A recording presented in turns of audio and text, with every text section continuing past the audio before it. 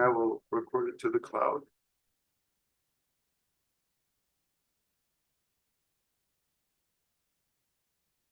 Hello, everyone. I want to welcome everyone to our workshop, People with Disabilities and Self-Advocacy with Your Doctor in Ontario. My name is John Massa. I use the pronouns he, him. I work at the Center for Independent Living in Toronto. I am the Independent Living Skills Coordinator. My physical description, I'm a white cisgendered male with black hair and a black mustache. And I have multiple physical disabilities, and I am wearing a black t-shirt, and I'll pass it on to Deb. Hi, I'm Deb. I am a brown transmasculine person in their 30s. I have bleached hair with dark roots. I'm wearing red glasses. I have facial hair and 2 nose piercings. I'll pass it on to Robin now. Yes. Hello, my name is Robin Simmons. My pronouns are she and her. I work for the Center for Independent Living. I am a cis female, and I do have a physical disability. And just to let you know, I have a dog and a cat, so they may show up during the presentation, and they are just a fluffy ball of cuteness. I will pass it on to Janet. Hello, everybody. Welcome. My name is Janet Rodriguez. I use she and her pronouns. I am a racialized woman with brown eyes, brown skin, and black hair. And I'm now going to pass it to Teco. Everybody hear me? Perfect. Hi, everyone. My name is Tikel Gabriel. I use pronouns she and her. I am a registered social worker who works as a professor at School of Social and Community Services at George Brown. I'm honored to share this caring space with you all this afternoon. I am a Black cis woman. I am wearing red framed glasses, a red t-shirt. I have cornrows going back, and I can be met with a smile. I'm going to pass it over to Alana.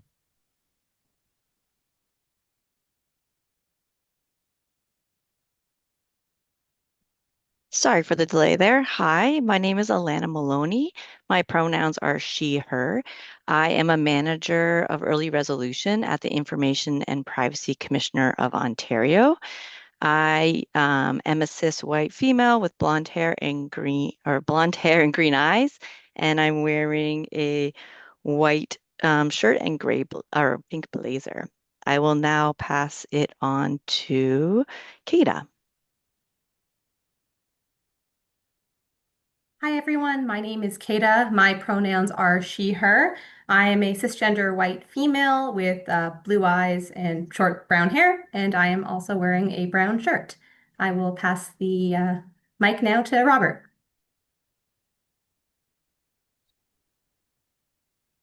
Hi, everyone. Good afternoon. My name is Robert. My pronouns are he, him.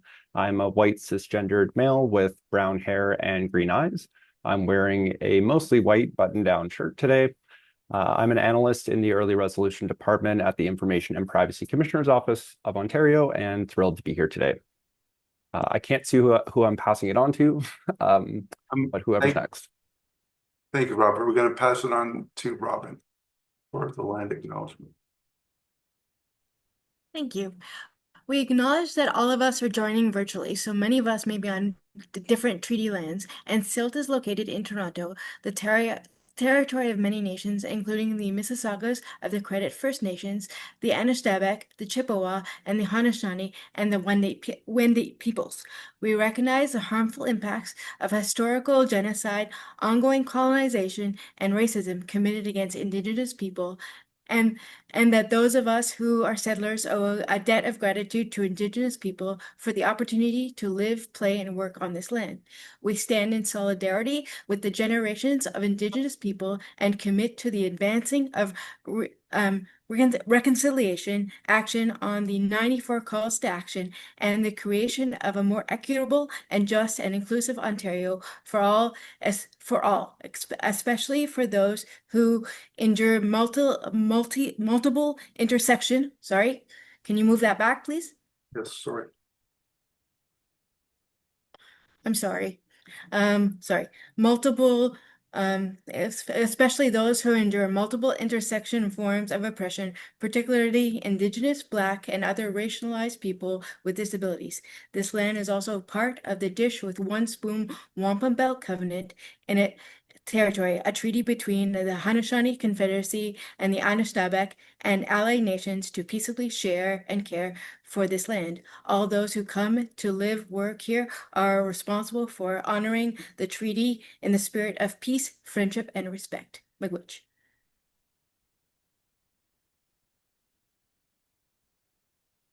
I'll pass it on to Dev. We'll also do an African ancestral acknowledgement. So we acknowledge those who came here as settlers, as migrants, either in this generation or in generations past, and those of us who came here involuntarily, particularly those brought to these lands as a result of the transatlantic slave trade and enslavement. We pay tribute to the ancestors of African origin and descent and thank them for their contributions towards transforming systems in ways that promote everyone's sense of belonging and safety. And that's from the Tamarack Institute. Thank you, Dev. So the workshop agenda, we've done the welcome, land acknowledgement, and agenda, which is 5 minutes. I will be sharing a workshop disclaimer and guidelines. And we did the introductions. Workshop objectives and a break will be 75 minutes. Questions and answers will be 30 minutes and 5 minutes for the resources, evaluations, and thank you. So, workshop disclaimer. The PowerPoint presentation is for general information purposes only. This presentation should not be taken as a replacement for any medical advice. If you are in need of some support throughout this presentation, please feel free to send a message directly to Robin Simmons or Dev in the chat box and they will assist you. The information is current as of July 29, 2025. The information and resources are subject to change. For the most current information, participants should check the resources mentioned at the end of the presentation. The presentation is the property of the Center for Independent Living in Toronto, and any whole or part that is to be circulated should not be circulated without express consent of CILT. You can contact me, John Massa, at 416-599-2458, extension 238, to get consent to circulate this presentation. So, workshop guidelines. This workshop is meant to empower you with information and resources for privacy and time management. We ask that you mute your lines and to reduce noise disruption. We also ask that you turn off your video to preserve bandwidth for the host and ASL interpreters. We have both live captioning and ASL interpretation available. For ASL interpretation, you can pin the interpreter's video. To do this, you need to go to the top right of the interpreter's video, click on the dots and select pin video. If you need live captioning, please click on the CC button along the bottom of your screen and the captions will appear. And we will be recording the first half of the Zoom presentation so that we can share it with people with disabilities and our allies and we will stop it at the questions and answers section. If you have a specific question or comment for the facilitators, please ensure you put your question in the chat box, and Dev will ask it during the question and answer section. Or if you're joining by phone and you'd like to ask a question during the Q&A, please raise your hand by dialing *9, and Dev will ask you to dial *6 in order to unmute and mute. This is a very important point. So, talking about health and health supports can activate all kinds of emotions. If you are in need of some support over the chat through this presentation, please feel free to send a message directly to Robin Simmons in the chat, and they will assist you. We want to co-create a space that everyone will feel heard and respected, and we reserve the right to remove anyone from the meeting who do not follow the above guidelines. So the workshop has 4 objectives. First is how to find a doctor or nurse practitioner in Ontario. The second is understanding the independent living model and the disability justice model versus the medical model. The third is how to self-advocate with your doctor and ensure your access needs are being met. And fourth is knowing your health information and privacy rights. So we want to start off with asking a poll question, and Deb is going to put up a poll question and just ask, do you need a family doctor or nurse practitioner? If people can vote whether yes or no. So I have an idea about the next couple of slides.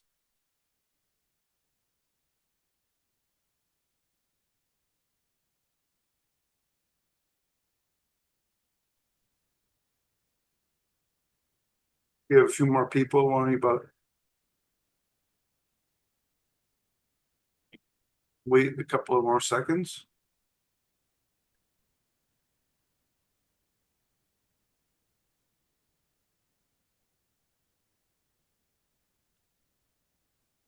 I'll close in about 5 more seconds. Yes.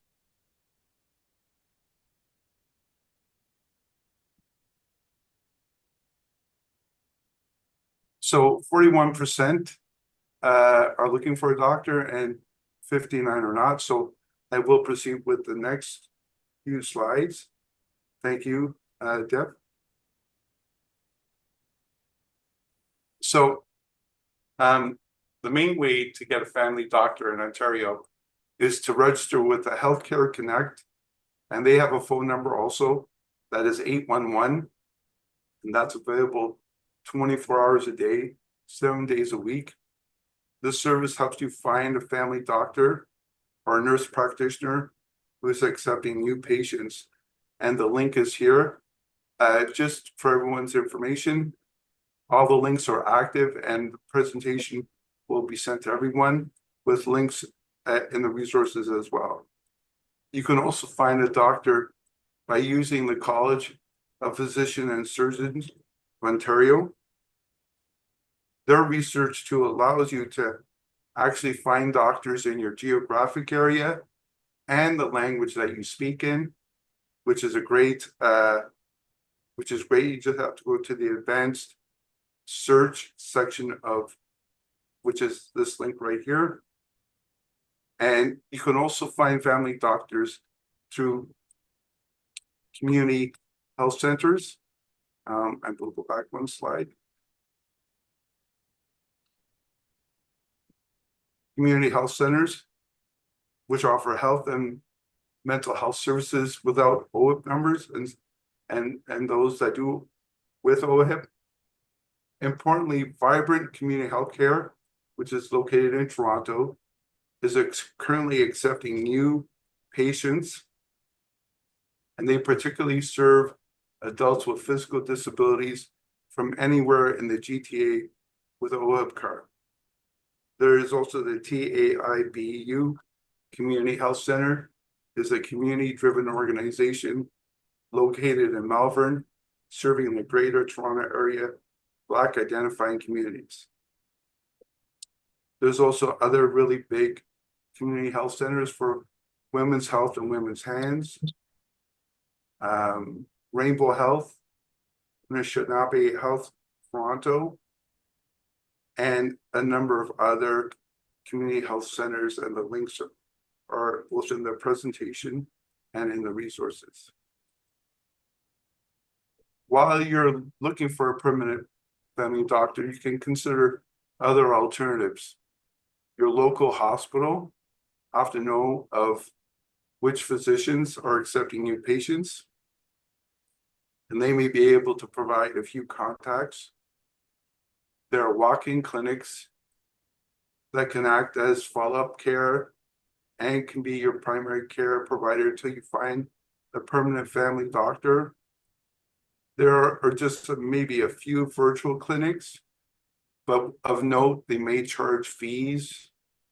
There are student-run clinics. If you're not covered by HOA, these clinics might be an option. And midwives are an option for pregnant individuals without OLIV coverage. And finally, leverage your network, ask friends, family, or colleagues for recommendations, or join a local community group on social media platforms to seek a family doctor. So why is a family doctor or a nurse practitioner important? Obviously, is to help you with your diagnosis and treatment of common illness and injuries. Importantly, they do referrals to specialists for like diabetes or cancer or heart conditions. They help support in managing chronic conditions such as diabetes and high blood pressure. They provide prescriptions for medications and do regular checkups for physicals and routine screening tests for cancer. So there are barriers to finding doctors, and about 2.5 million Ontarians are without a family doctor. It's even worse in more rural areas. And it's really difficult to find statistics around people with disabilities and access to doctors. But of information that we did find, 14% of trans Ontarians do not have a primary physician, while 42% have unmet healthcare needs. And I'm going to pass it on to Tekla to talk about the other two important points here. Thank you so much, John. So representation in our healthcare system is linked to enhanced culturally safe care that enhances health equity outcomes. And in Ontario, there remains a lack of Black as well as Indigenous physician representation. And this lack of representation is also a reflection of various ways in which anti-Black and anti-Indigenous racism has not left our system. So for example, Black people, sorry, I'm just gonna go back to the previous slide. I'm sorry. No worries. So for example, Black people make up 4.7% of the population, but only 2.3% of the province's doctors. So this is a barrier for patients who aim to find a doctor of their racial background to feel a greater sense of cultural safety. So this can be a vicious cycle, but it can be dismantled through continued development of targeted policies, programs, and informative awareness building workshops, such as the one that we're sitting in today. And then another barrier to care in our province is long wait lists. So, if you're on the Healthcare Connect waitlist as of January 1st, 2025, Ontario government will connect you to a family doctor or nurse practitioner by spring 2026 as part of Ontario's plan to connect every person in the province to primary care by 2029. So long wait lists can disproportionately impact vulnerable populations who might already be experiencing various challenges navigating the system and require specialized care. So, the above response is really to mitigate some of those challenges. I'll pass it over to the next person. Thank you. Thank you very much. So we have another Zoom poll question that Deb is going to be showing, and it's asking do you have knowledge about disability justice principles? And do you have knowledge of the medical model?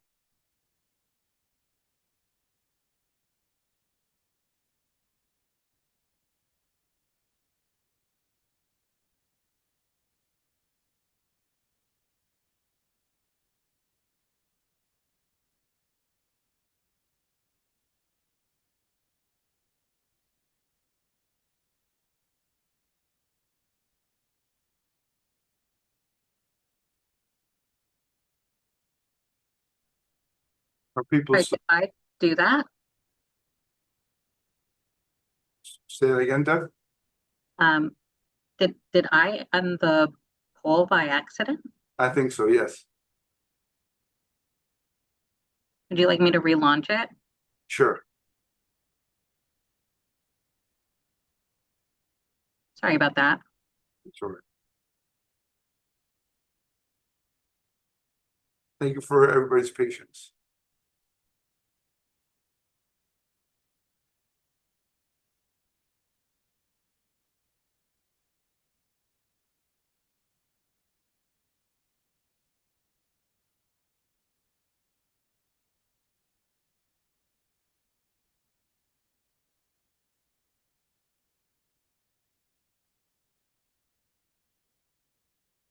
You can, I'll give it about 5 more seconds for any last minute.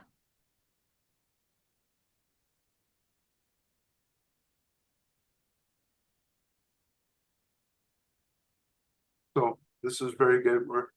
We will explain the disability justice principles and the medical model in the next few slides. But first, I want to talk about the independent living model, which is key to the founding principles of CILT. And then nothing about us without us. So all of our programs are founded on the independent living philosophy, which believes that people with disabilities have a right, that we have the right to live with dignity in our chosen community, participate in all aspects of our lives, and really importantly, have control and make decisions about our lives, especially when it comes to the medical hospital community. Let me just go back 1 second. And the nothing about us without us is a key independent living philosophy principle, which believes that we, people with disabilities, are experts over our own bodies and needs and have the right for medical help. So the reason to talk about independent living and disability justice is to empower you with a social justice framework, which focuses, which rather than focus on limitations or dependencies of professional interventions like medical model, the emphasis is on quality of life and involvement in the community. So independent living gives you a framework of saying, hey, we do have a right to live with dignity. We do have right to make our own decisions and have control and participate in all aspects of our lives. And I'll pass the next slide to Deb. So next we'll talk about the disability justice model and some of their principles. Now, this is not an exhaustive list. There's about 10 principles of disability justice, but we're only going to be talking about 6 today. So the first principle that we're going to talk about with disability justice is intersectionality. People with disabilities have intersectional identities, Indigenous peoples, gender, class, race, creed, and sexual orientations, among others. As Audre Lorde has said, we do not live single issue lives. A part of disability justice as well is social inclusion. And this is making sure that all people participate as valued members of society. Disability justice recognizes wholeness of the person. People have inherent worth outside of capitalist notions of productivity. Each person is full of history and life experience. Another important principle of disability justice is leadership of those most impacted. As said by Aurora Levins Morales, we are led by those who most know these systems. Another important principle of disability justice is interdependence. We meet each other's needs as we build toward liberation, knowing that state solutions inevitably extend into further control over lives. So interdependence is about being able to come together as a community to help each other meet each other's needs. There's also collective access. And this is from Sins Invalid, who is an organization from the Bay Area made up of racialized and queer disabled people. So this is from their definition.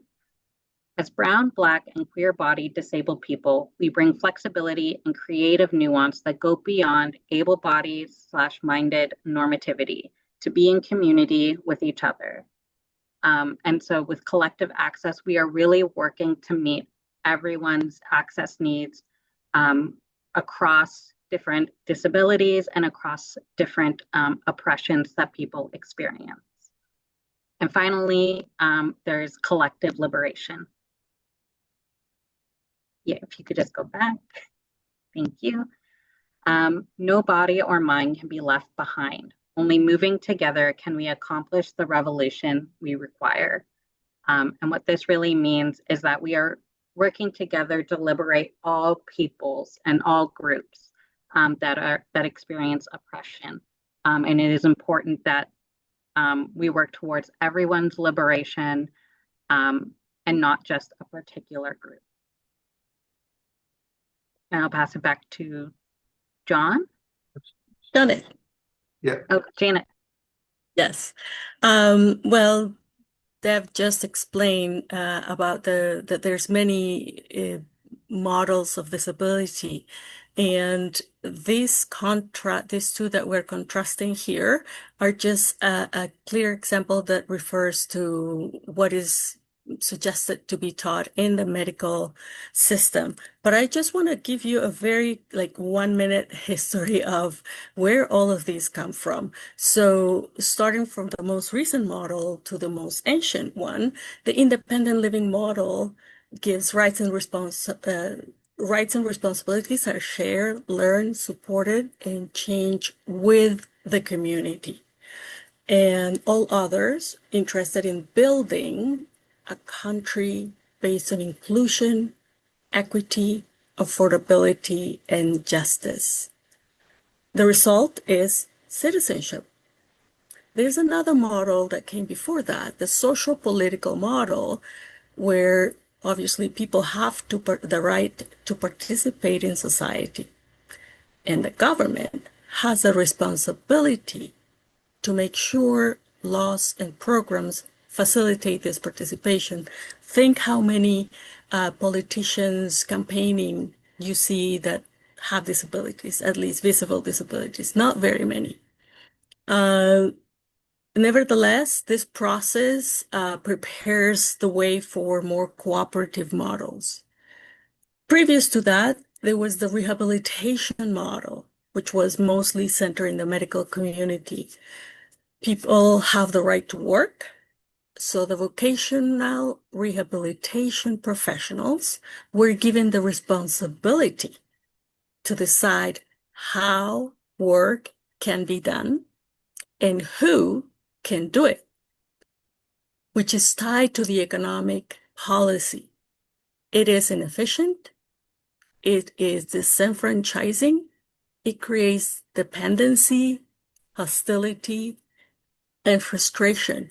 And it is not a model for every person with disabilities. Some people have very severe disabilities that need to be cared for 24 hours a day. Nevertheless, this model had something that brought to light, and it was the individual's socioeconomic reality. The medical model is where people had the right to receive medical help, but the medical profession were given the responsibility to decide if you're sick, if you're disabled. It focuses on the body-mind physiology, the diseases, what's wrong with your body, and sets expectations of what, quote unquote, I'm making air quotes, normal should look like. And this, nevertheless, brought other strategies, developed chronic and palliative care knowledge and principles. The most ancient of all of these models goes back to the Middle Ages, when in England they issue a law in the 1600s called the deserving poor. It was society or the rich people who said, oh, you have this disability, you deserve it. But if you have a disability that was not acceptable or was not visible, they may just, leave you aside. And the people who were more fortunate economically had the responsibility to give money. They didn't like this. This kind of treatment created isolation, prejudice, hopelessness, and these individuals who were supported did flourish, but it's really not the greatest. This model that you're seeing here is really what the Accessibility for Ontarians with Disabilities Act, the AODA in Ontario, has created a healthcare accessibility standard. And within that standard, they recommend that all the clinical professions be taught this contrast of the medical and the social model of disability, because in the medical model, the clinicians look at disability as the deficit, right? The impairment or the diagnosis is the disability, when in fact, I have an impairment, but when I want to go to a place that has no ramps or escalators or elevators, that condition, that space disables me, right? They see disability as a problem that needs to be fixed, when in fact, the experience of disability is part of being human. And clinicians and all other healthcare providers usually are the ones who make decisions, especially when there's a child and they advise the parents what is the best way to go ahead. So we want to make sure that this is actually being seen from a different perspective. And if we go to the next poll, Deb, you can help me. So do you know your rights with a doctor or nurse practitioner or any clinician for that matter? We're going to give you a few seconds.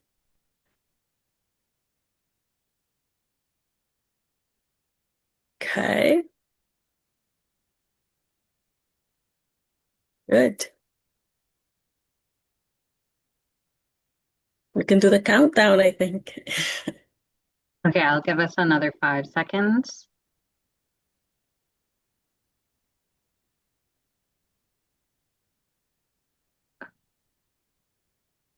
Right. So it seems that most of us are not aware of our rights, and these are our rights. If you go to the next page, we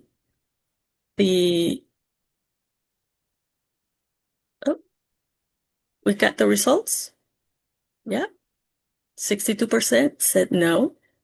So as individuals, citizens, people who have rights, especially disabled people, you have the right to make your own decisions about your health care. This even includes refusing the treatment that is suggested.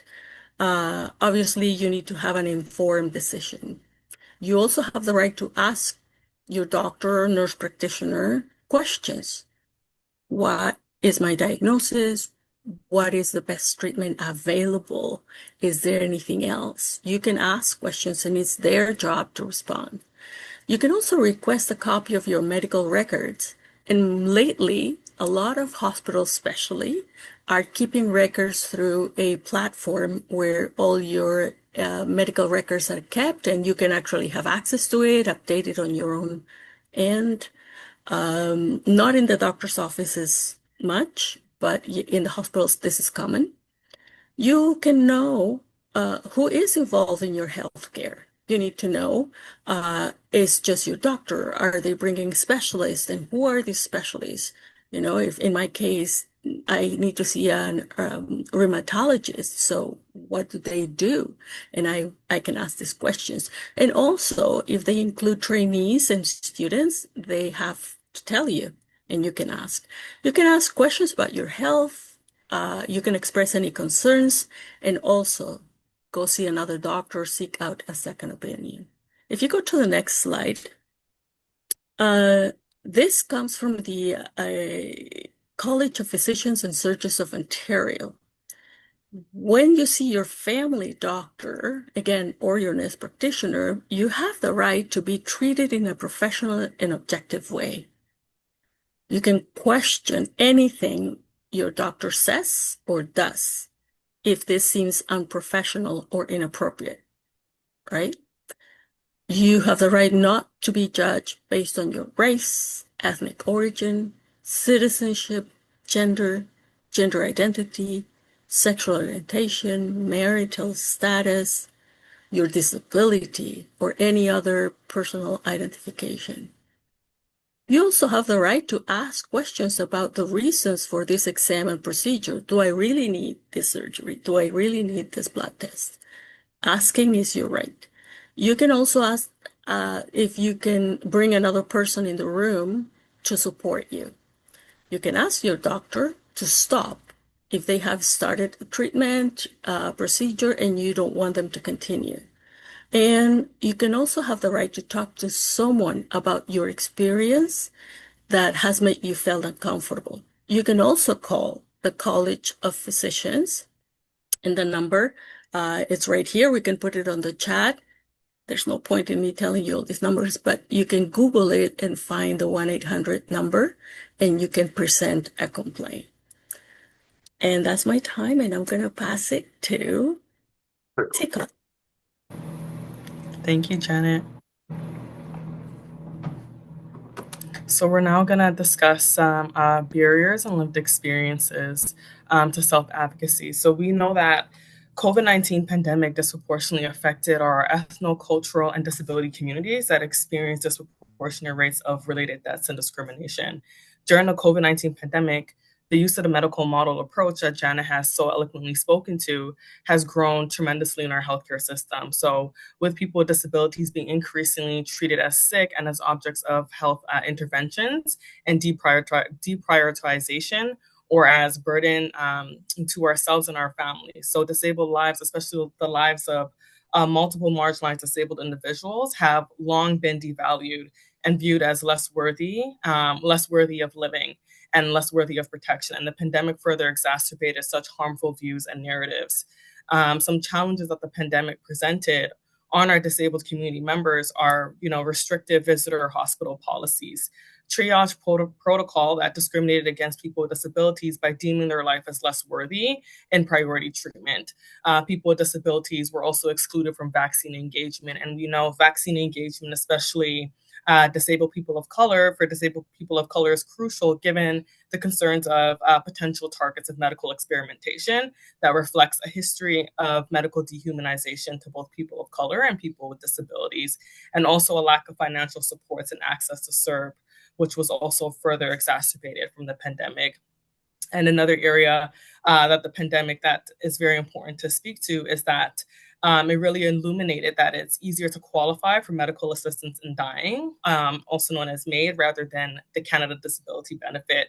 So MAID has fewer eligibility requirements and a shorter application time compared to the complex and lengthy process of accessing the Canada Disability Benefit.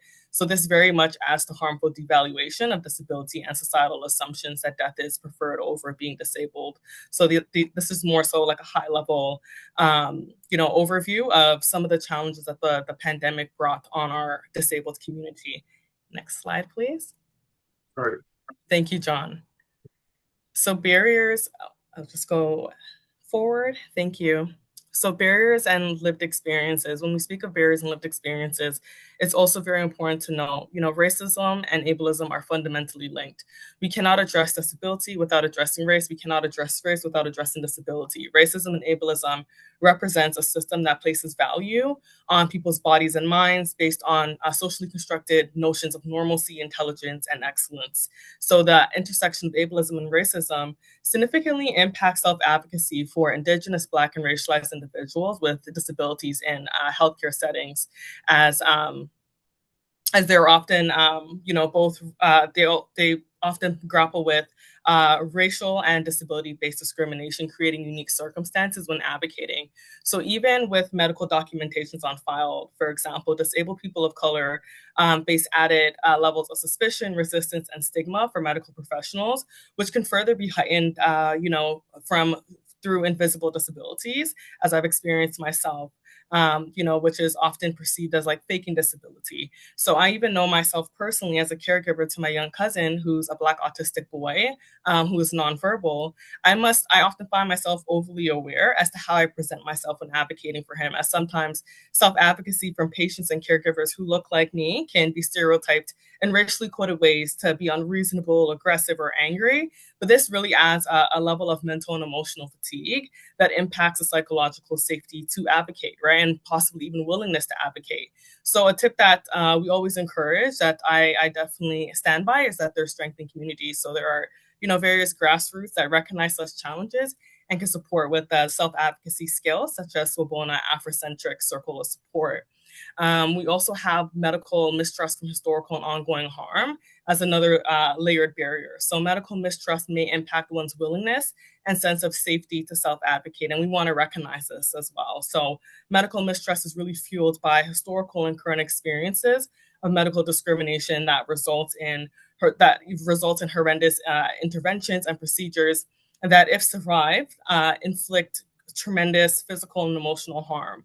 And such traumas are very important to speak to, because they do impact the ways in which our members, move and interact with, are able to interact with self-advocacy strategies, as oftentimes it's something that, it really adds a layer of stress when self-advocating. And, the power of community, it's very important to seek that support and to know that you're not alone. And also a lack of cultural sensitive care. So lack of cultural sensitive care is another barrier. So we know that, stats are really low in terms of representation of Indigenous and Black physicians. And this gap has tremendous impact on the well-being of our disabled community members, our disabled community members living with intersectional disabled identities. So medical professionals often lack of cultural cultural cultural knowledge and sensitivity, really impacts the ways disabled patients of color, the way that they approach their self-advocacy. And because it makes it even more crucial, the piece of being able to self-advocate for themselves, because, there's that mindset of, I cannot rely on my doctor to know this. I have to incorporate this into my self-advocacy strategy and advocate for my cultural needs as well. And then we also have trans broken arm syndrome, which refers to a form of medical discrimination where healthcare professionals, either consciously or subconsciously, always relate to a trans person's concern or needs to their gender identity. So their concerns can be minimized, and they can face excessive and inappropriate questions about their gender identity, which is a barrier to receiving care and should be taken into consideration when developing individualized self-advocacy strategies. Thank you. I'll move to the next slide. And another area that's very important to acknowledge is late stage diagnosis, misdiagnosis, and misdiagnosis. So disparities in our medical system have also resulted in late stage diagnosis, misdiagnosis, and misdiagnosis. So when we're looking at Black, Indigenous, people of color, so we're looking at children, youth, and adults, it's really important to acknowledge that, it's a demographic due to the historical harm context. We're looking at racism, institutional harm, that they are less likely to be diagnosed by their primary care provider with a developmental disability and less likely to receive services, which is in direct result of the ways racism and ableism interconnect in our healthcare system. So, for example, Black children with autism spectrum disorder were diagnosed on average more than 3 years later than white children after their parents expressed concerns about their development. And this may especially be pronounced for even Black and Indigenous boys, who are more likely to be misdiagnosed with conduct disorders before receiving an autism diagnosis, where symptoms of autism can be labeled as disobedience or defiance, aggressive, leading to a delay in developmental support and appropriate supports overall. And we also recognize that anti-Indigenous racism, anti-Black racism produces and sustains health inequities that increase experiences of chronic and persistent health conditions. So racial, gender, and class oppression and violence produce material circumstances of increased disability, illness, and diseases among our Black, Indigenous, and racialized populations. So, for example, asthma rates among children living in chronic poverty are over 30% higher than Canadian average. So again, it speaks to the ways in which, there are also particular demographic groups that are situated in very poorly regulated neighborhoods that also exacerbate existing challenges. And then further, we have Street Health Toronto that found that 55% of people experiencing homelessness had serious health conditions, and of those, 63% had more than one. So it really speaks to the ways in which poverty plays a role and is very pronounced within our disabled communities. And, the way in which our disabled community members are also more likely to experience homelessness as a result of ableism that impacts employment, securing benefits, lack of support housing. So when we discuss barriers, it's very important to discuss the intersectional locations that many of our members are living in, and that can require additional considerations when they're self-advocating. Thank you. I'll pass it back to John. Thank you. Thank you, Trico. So we talked about your rights with your doctor and nurse practitioner, but then we talked about the barriers and lived experience. So what do we do when we're faced with issues and concerns and discrimination? We have to begin a process of self-advocacy, and that is speaking up for yourself and to change a negative situation that is affecting you into a positive one. And on this page, I have an image, the universal image of a person in a wheelchair with their hands above their head with chains being broken. So it's a way of, speaking up for yourself. And so the self-advocacy process is a 4-step process. The first is to prepare, and this is a very brief list of each step. So the first step is to prepare, where you list and prioritize your key issues, you gather information, and find support. A question would be that you could, help you list your prioritize issues is, what are your access accommodation needs? How can you and your doctor work together to accommodate them? And what help are you seeking?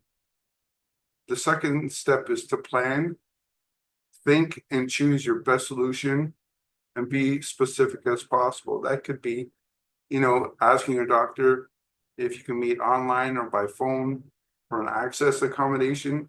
That's just an example. The third step is to act, and that is advocating assertively. I mean, setting boundaries. This is me, my body.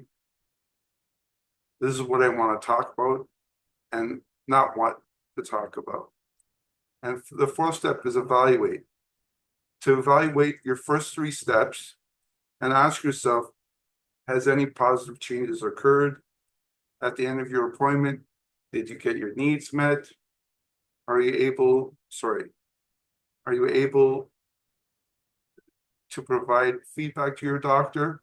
So these are the 4 key advocacy steps that in the next few slides, Robin will be speaking to each kind of advocacy steps. But before we go there,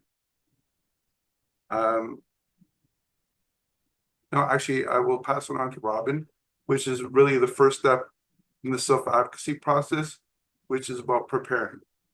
Yeah. So, hi everybody, it's Robin.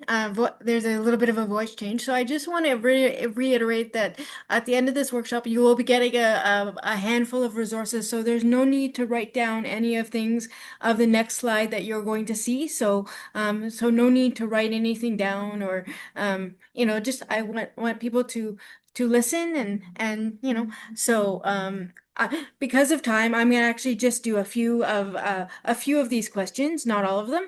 So, okay, so the first one is so does your doctor or nurse practitioner have experience working with people with disabilities?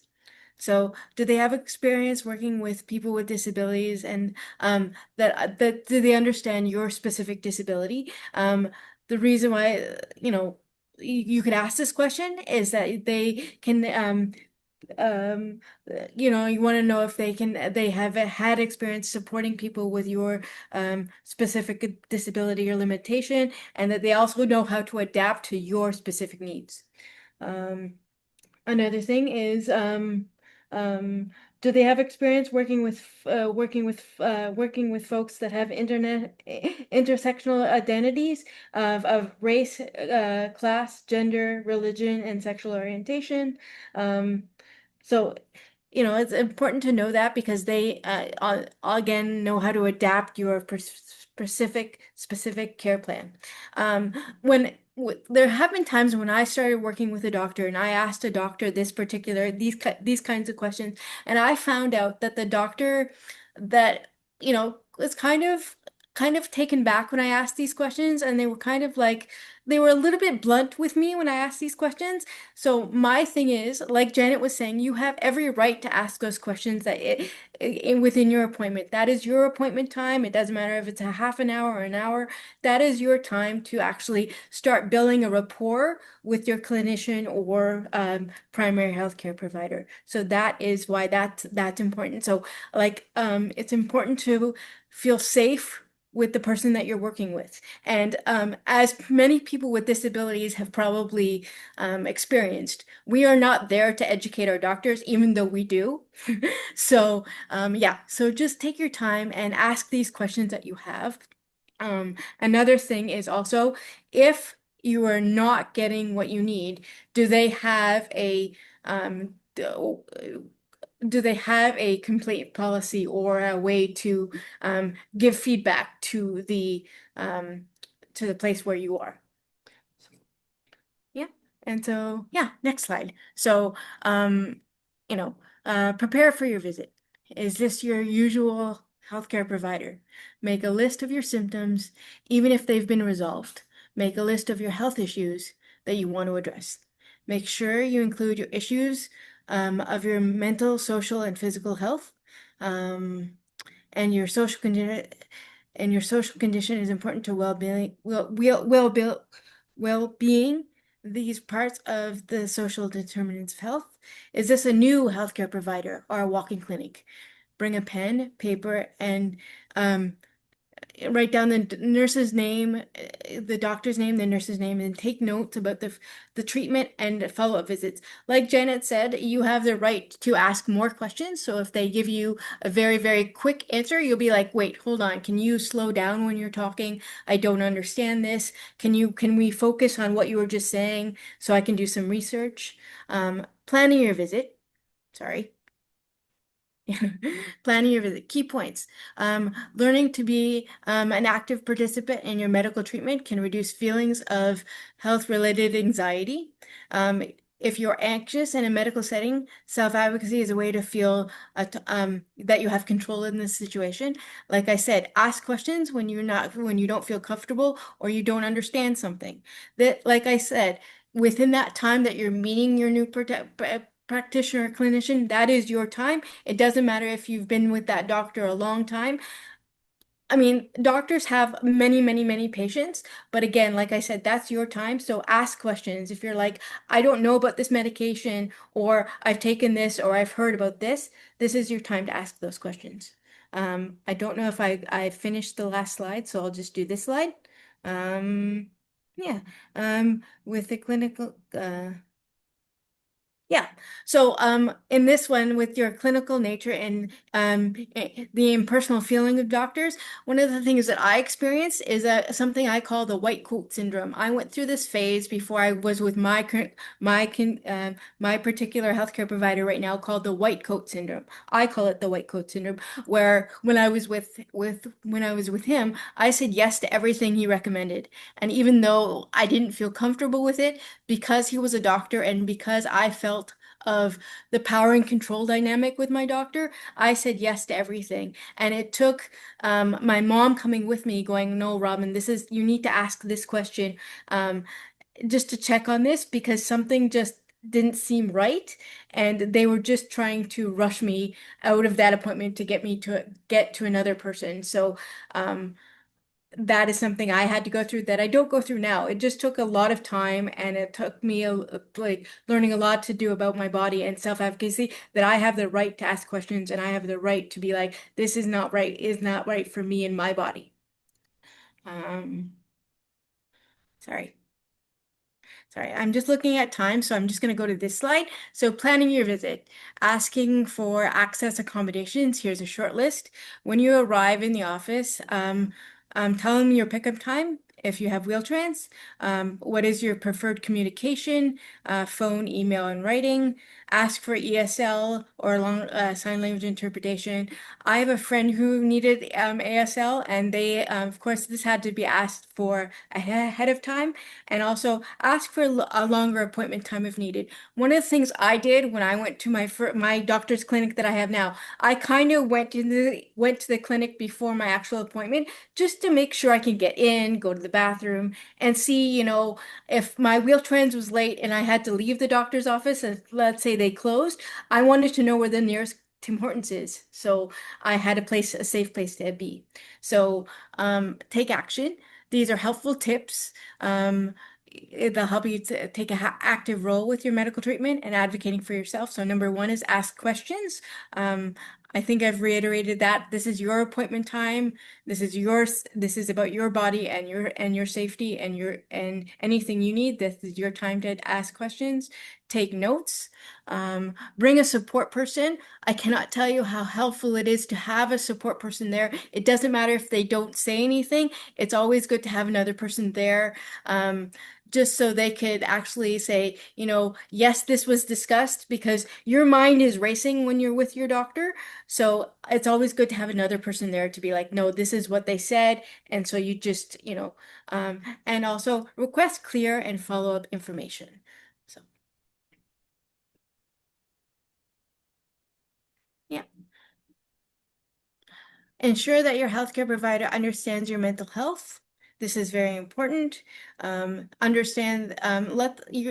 your, especially if this is a first visit, let them know that you are having some anxiety, and that I'm hoping that maybe your healthcare provider has maybe read your file before you come in, but doesn't always happen.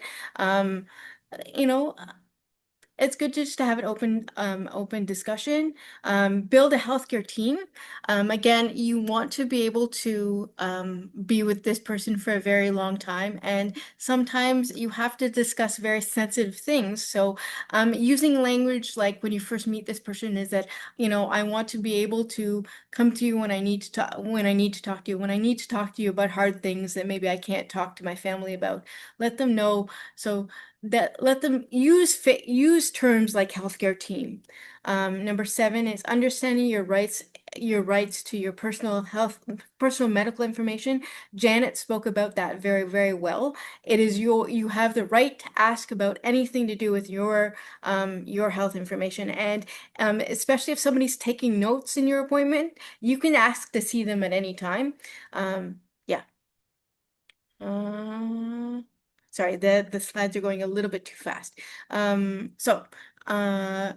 bring a list of your medications, take your health history, arrive early so you can actually have time to take a deep breath. That's very important. It's always important to actually breathe when you're having some anxiety. It helps you just calm yourself down. To advocate for yourself with your doctor, be prepared, communicate as clearly as possible. Explain that you have a goal. for your visit and that you want to ask questions, like it was just said in the next slide, bring a friend or a family member for support. One of the things I also did is if I couldn't bring a support person, I had something that would help ground me. So I had like something in my pocket that when I was having anxiety, if somebody couldn't be there, I could just put my hands in my pocket and know that I'm grounded. Or what I could do is I could actually touch my hands to my knees and actually ground myself. Stay calm and polite, but be assertive. Speak up if you don't agree with something and ask questions. Yeah, keep track of all your doctors and nurses, and even, you know what, also keep track of your interactions with the medical secretary, because another good thing, a good point to have is actually getting to know who the name of the medical secretary, so because they are the first point of contact that you talk to. If you can do research about your medical treatment, that's good. You know, saying, hey, I saw this medication on TV, or my friends and I were talking about this. What do you think about this? And, you know, be prepared to say, you know, let's see about this, and then having your doctor say, let's revisit that. If something doesn't work for you, like Janet said, ask for a second opinion. It's okay. It's your body, it's your health. You have every right to ask for a second opinion and ask for another doctor if you don't if your doctor doesn't seem to jive with your needs. Yeah. Evaluate your visit. So yeah, just evaluate. If a problem arises, you can go to anything that's mentioned on these slides. And I may ask John to help me with these slides. Sure. So sometimes we have problems that can't be fixed, and so these are some other advocacy steps that you can take. You could lay a complaint with a professional body that regulates your service provider, such as the College of Surgeons and Physicians.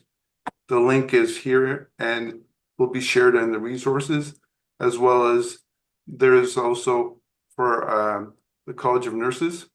And one second.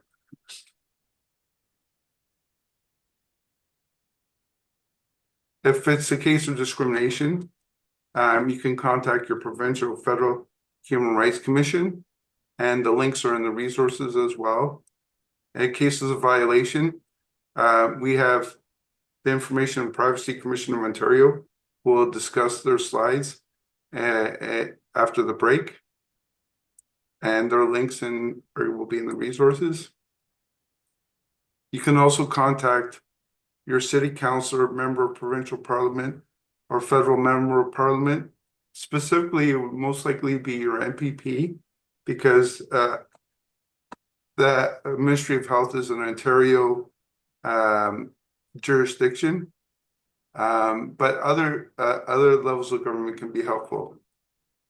Finally, you can also choose contacting media. You have to be very careful. We have a resource tool that will be shared with you about how to plan if you choose this option. You can also contact the patient ombudsman of Ontario if you're having any care complaints. And in every hospital, they also have their own ombudsman, as well as if you have any services with Ontario Health at Home. They also have a complaints procedure as well. And so we are going to be taking instead of a 10-minute break, we are running short on time. We're going to take a 5-minute break. So it is now 2:07. We will break until about 2:13, and then we'll have our next speakers. So everybody could take a 5-minute break, and we'll rejoin with our next speakers.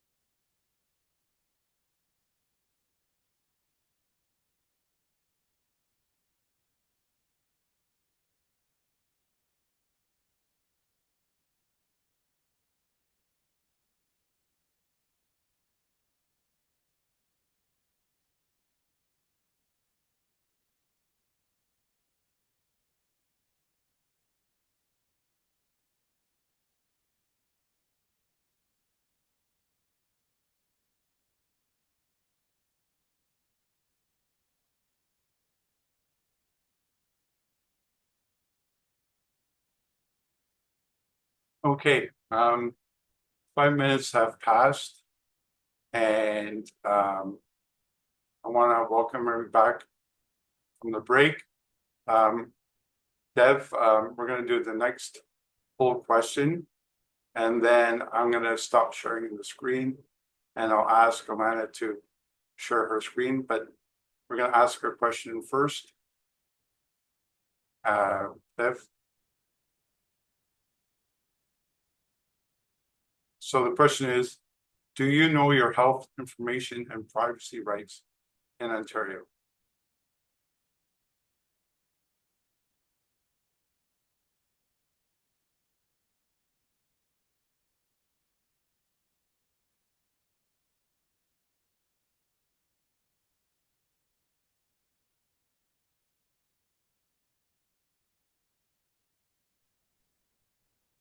I'll give it about 5 more seconds.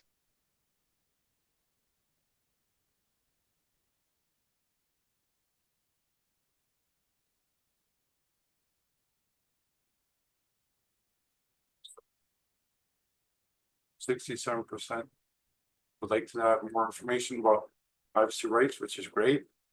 We'll stop sharing.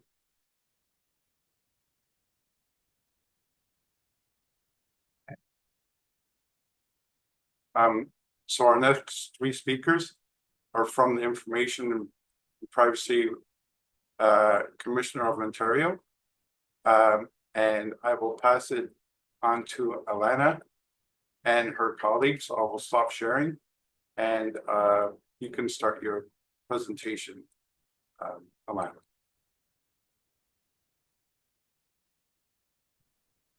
Okay, great. Let me just pull up our presentation for everyone.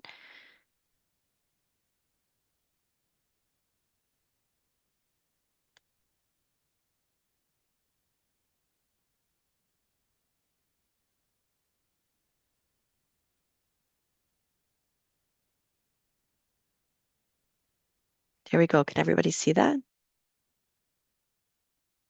Yes. Yes. Perfect.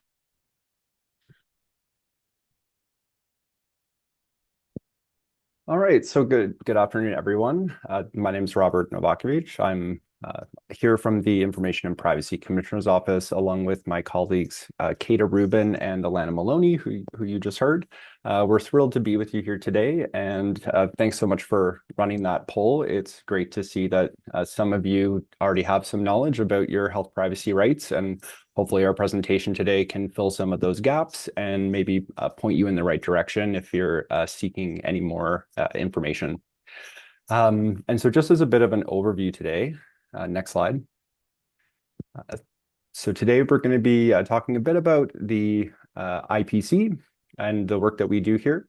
We're going to talk about the application of the Personal Health Information Protection Act, otherwise known as PHIPAA. We're going to talk a bit about your health privacy rights under PHIPAA, and we're going to touch on some concepts like consent that is needed or may be needed when dealing with personal health information, capacity and substitute decision-making and how those impact control over personal health information, withholding and withdrawing consent to deal with your personal health information, obtaining and correcting your health records, and what a breach of your personal health information might look like, and what you can do if you believe your personal health information has been breached. So this presentation is intended to be a summary introduction to your health privacy rights. For more information on any of the topics we'll be covering today, please visit the IPC's website for more information and resources. Links to some of these resources are included at the end of this presentation as well. So just to start off, a little bit about the IPC and the work that we do here. So the IPC stands for the Office of the Information and Privacy Commissioner of Ontario. We oversee Ontario's privacy and freedom of information laws. And so that includes legislation like PHIPAA, the Freedom of Information and Protection of Privacy Act that applies to provincial institutions, the Municipal Freedom of Information and Protection of Privacy Act that applies to municipal institutions like the City of Toronto, for example, and the portions of the Child, Youth and Family Services Act that deal with personal information and privacy. So those laws establish rules for how Ontario's public institutions, healthcare providers, children's aid societies, and other groups may collect, use, and disclose your personal information, and how these organizations must keep that information secure. So these laws empower Ontarians with a right of access to government-held information and access to their own personal information as well. So I'm going to turn it over to Kata, who's going to talk a bit more about PHIPA and how it applies to health privacy in Ontario. Okay, thanks, Robert. If you could click the next slide, please, Alana. As mentioned, one of the pieces of legislation for which the IPC has oversight is the Ontario Personal Health Information Protection Act, otherwise known as PHIPA. PHIPA sets out the rules for the collection, use, and disclosure of personal health information by health information custodians, otherwise just called custodians, and the object is to keep personal health information confidential and secure while allowing for the effective delivery of healthcare. In order to very quickly summarize PHIPA and some of the topics that we will be discussing, we've added a short IPC video to our presentation. If you could please click on that now, Alana.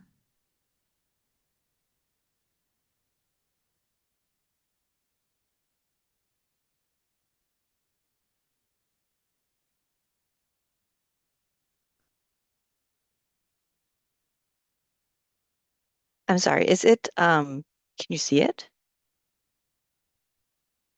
No, I think you stopped sharing your screen. Okay, just 1 second.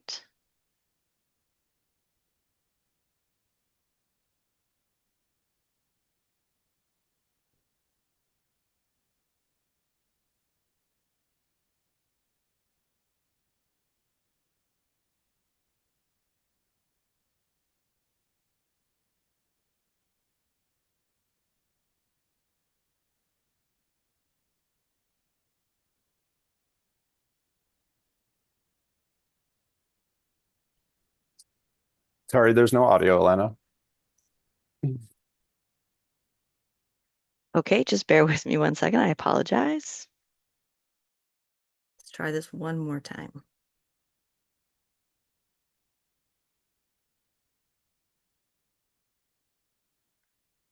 Have you ever booked a doctor's appointment online? Accessed your test results from your phone? That's digital healthcare. But how safe is your health information in the digital world? Welcome to IPC FYI. Today, we're diving into digital healthcare and what it means for your privacy. Digital healthcare is changing everything. From online appointment booking to virtual consultations, it's faster and more convenient than ever. Your doctors and other healthcare providers can share information easily, which means better care for you. But with all this digital stuff, is your health information secure? That's where PHIPA comes in. It's Ontario's health privacy law, and it protects your information even in this new digital world. Hospitals, doctors, and other health providers handling your health information are responsible for protecting your privacy. They must have strong security measures. Think limited access, encryption, and secure passwords. They need to follow clear privacy rules and train staff on how to safeguard your data. HIPAA gives you control over your personal health information. You have the right to access your health records on paper or in electronic format and ask to correct any mistakes. Want to learn more? Visit the IPC website for details about your digital health rights under PHIPA. Do not sell your home in Toronto before you do this. If you do just this one little thing before selling your house in this current market, you'll instantly increase its value. Just do yourself. Apologies, I think that was an advertisement after the video.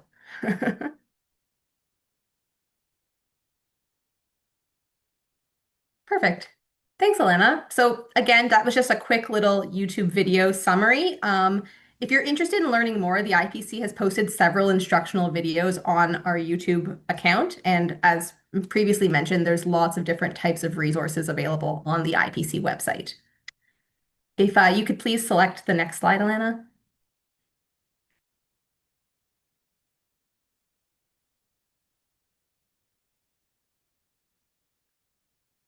Great. So as we said, PHIPA sets out rules for the treatment of personal health information, but what actually is personal health information?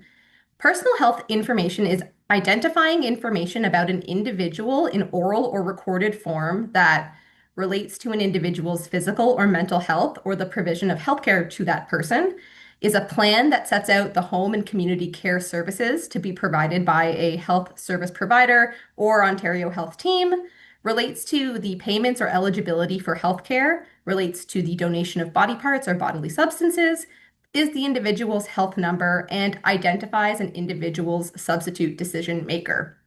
So personal health information can be anything from your health card number to a physical copy of images of an x-ray to information regarding the types of prescription medication you take. It basically kind of encompasses many forms and types of information about you. Next slide, please.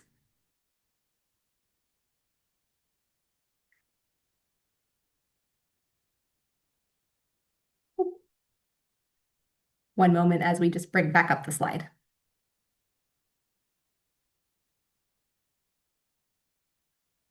Next one, if you don't mind, Alana, please.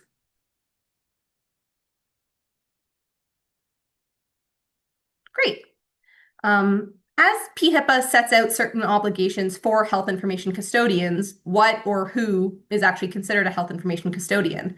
While this list is not exclusive, or exhaustive rather, health information custodians can include healthcare practitioners, for example, a doctor or a massage therapist, group practices of healthcare practitioners, hospitals, psychiatric facilities, and independent health facilities, long-term care homes, retirement homes, and homes for special care, and pharmacies, ambulance services, labs, and specimen collection centers. While health information custodians remain responsible for personal health information in their custody and control, PHIPA also applies to their agents. An agent is a person who is authorized by a custodian to perform certain activities on its behalf regarding personal health information. So if we're thinking about a hospital, examples of an agent can include a physician, a nurse, or even administrative staff that work at that hospital. So to basically put all of this together in a scenario that any of us might encounter, imagine that you're not feeling very well and you decide to go to a walk-in clinic. Once you're there, you provide them with your health card number and information about how you're feeling. The staff at the front creates a file for you with all that information in their database, and this would be an example of the clinic collecting your personal health information. Then, if a doctor at the clinic looks up your file in the database and reviews it with you during a meeting, this would be considered a use of your personal health information. Lastly, if the doctor sends your information to a pharmacy so that you can get a particular prescription filled, this would be considered a disclosure because the doctor, or basically one custodian, is sending your personal health information to another custodian. And now I will pass the mic off to my colleague, Robert. So the next topic is the idea of consent. And so consent is a core element under PHIPA whenever you're dealing with someone's personal health information. So generally under PHIPA, a health custodian must obtain your consent to collect, use, or disclose your personal health information that's in their custody or control. So when we say consent, what do we mean by that in the context of health privacy? Under PHIPA, consent, in air quotes, has 4 elements that the health custodian must meet. The consent must be from the individual whose information is at issue. Number 2, the consent must be knowledgeable. Number 3, the consent must relate to the information at issue. And number 4, the consent must not be obtained through deception or coercion. So if one or more of these components of consent is missing, the custodian may not have your consent to collect, use, or disclose your personal health information. And if they do so, that could be considered a breach under the Act. Next slide, please. So there are some exceptions to the rules about consent under PHIPA. In some instances, a health custodian does not need your consent to collect, use, or disclose your personal health information. For example, let's say that your doctor believes that you're in some kind of serious medical danger and there's a serious risk of bodily harm to you, and you can't be reached to make a decision about your health information for whatever reason. Maybe you're unconscious, maybe you just can't be reached because your phone is turned off. Either way, in such a case, that doctor may be authorized under the Act to disclose your personal health information to someone else without your consent for the purpose of providing you with healthcare. And next slide, Alana. So it's important to be aware that consent can be either express or implied. So I know we're a bit short on time, so I'm not going to go too in-depth on these concepts, but essentially, if you look under the Act, there are situations where express consent is necessary to handle your personal health information. In other cases, it can be implied based on information that you provide to a third party, such as an insurance company, to have a copy of your medical files sent from your doctor to the insurer if you make a claim. And we're going to move on a couple slides to talk about withholding or withdrawing consent. So everyone has a general right to withhold or withdraw your consent for a health custodian to collect, use, or disclose your personal health information. So for example, you can tell your doctor that they need your direct consent to handle your personal health information going forward, and that nobody else should be able to access those records without your explicit express consent. And a restriction like this on your personal health information is commonly known as a lockbox, and this can be a useful tool in controlling who has access to your personal health information. For more information on concepts like consent and a lockbox to control access to your personal health information, you can check out our website as well as links at the end of this presentation. Next slide, Elena. And just quickly about substitute decision making. So under PHIPAA, where an individual is unable to consent to someone else accessing or using their health records, another person may act on their behalf under PHIPAA. This is known as a substitute decision maker.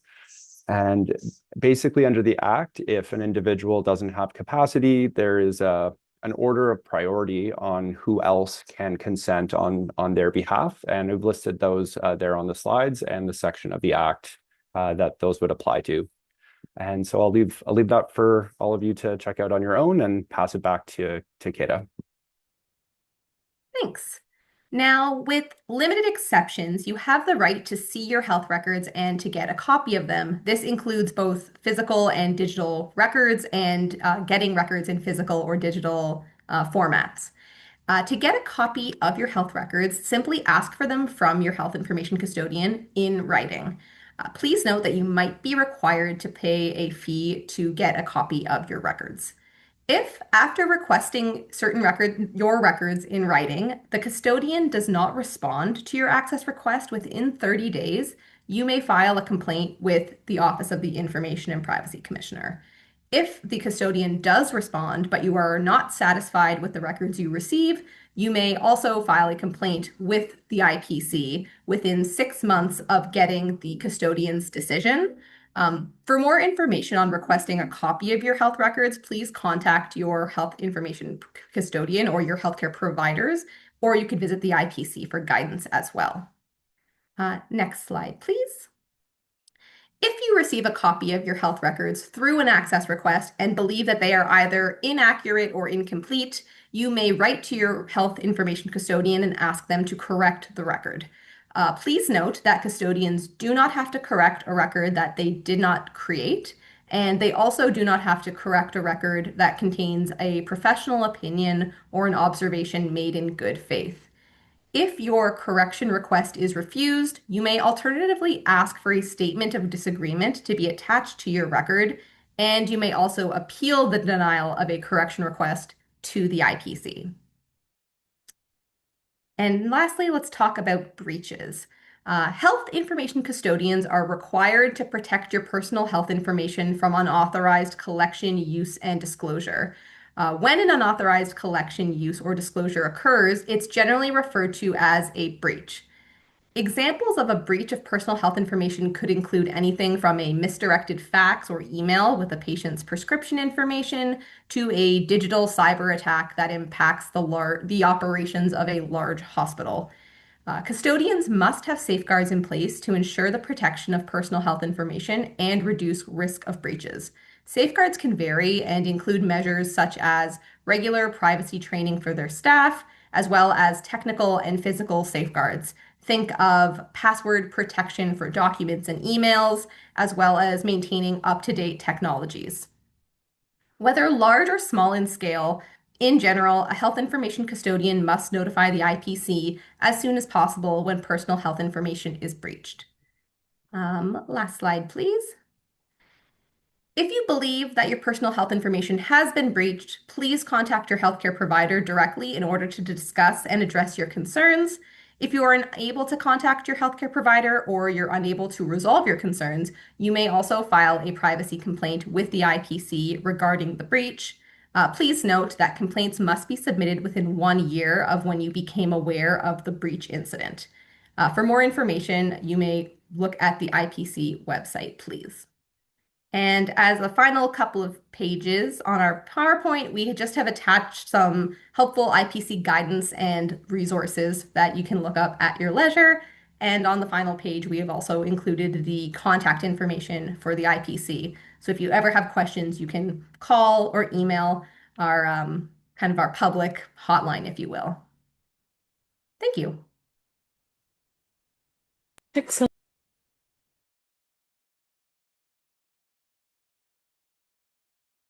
Thank you very much, everyone from the Information Privacy Commission. I am going to share a screen again.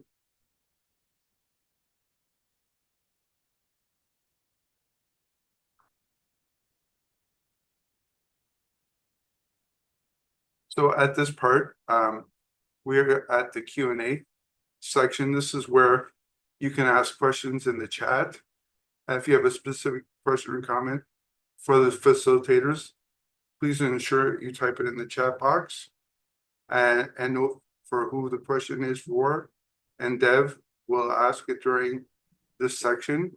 And if you're joining by phone, if you'd like to ask a question during Q&A, please raise your hand by dialing *9. And actually, I'm going to be stopping the video now, as well as I'll ask Keith to stop video as well.